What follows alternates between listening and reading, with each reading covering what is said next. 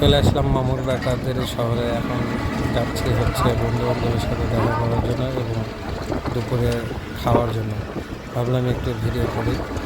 এই রাজশাহী শহরের রাস্তাঘাটের পাশে দুই পাশে যে এত সুন্দর ফুল, এই যে আপনার হচ্ছে কিছু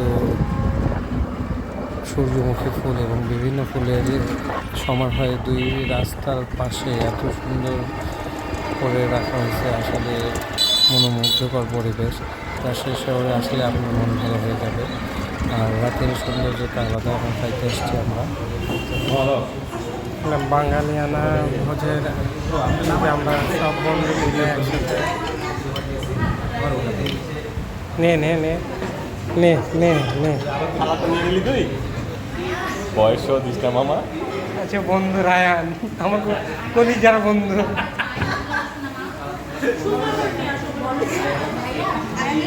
আর রণ বিশিষ্ট বিশিষ্ট বিচারক বিচারক আমার বন্ধু রণ। সাথে এই যে বান্ধবীরা আছে, 24 বছরের বান্ধবী। 24 বছরের আমার বান্ধবী ক্লোজ। কোন ধাক্কায় কই এলাইছে কিন্তু বুঝে নাই।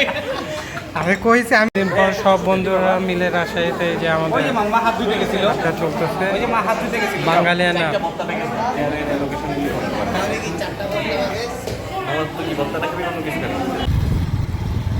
এখন আসলাম রাজশাহী বিশ্ববিদ্যালয়ের ভিতরে ঘুরতে। রাজশাহী বিশ্ববিদ্যালয় আসলে অনেক সুন্দর। যারা আসছেন তারাই বলতে পারবেন। রাজশাহী বিশ্ববিদ্যালয় এই রোডটার নাম হচ্ছে প্যারিস রোড। কারণ এটা কেন প্যারিস রোড বলা হয় আসলে এর ব্যাখ্যা আমার জানা নেই। আপনাদের যদি কারো জানা থাকে কমেন্টে বলবেন। কারণ দুই পাশের গাছগুলো এত সুন্দর। আর হচ্ছে রাজশাহী বিশ্ববিদ্যালয় হচ্ছে এত সুন্দর সাজানো গোছানো। আপনারা আসলে আপনাদের মনের মধ্যে একটা অন্যরকম ফিল করবে। যারা রাজশাহী শহর এখনও আসেননি, ঘোরেন নাই, তাদের দাওয়াত রইল রাজশাহী শহরে ঘোরার জন্য।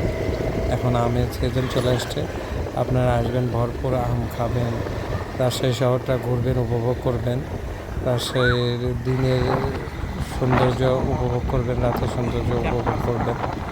এটা হচ্ছে প্যারিস রোড থেকে রাজশাহী বিশ্ববিদ্যালয়ের 1 নম্বর গেট হয়ে বের হয়ে যাওয়ার পথ।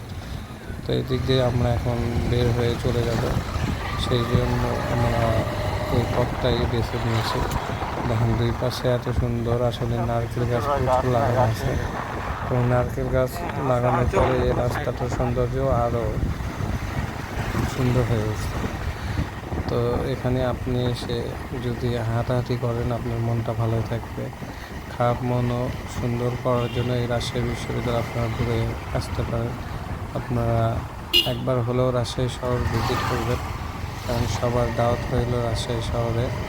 আপনারা আসবেন, ঘুরবেন, চলে যাবেন এবং আমাদের সাথে থাকবেন, পাশে থাকবেন। আল্লাহ হাফেজ।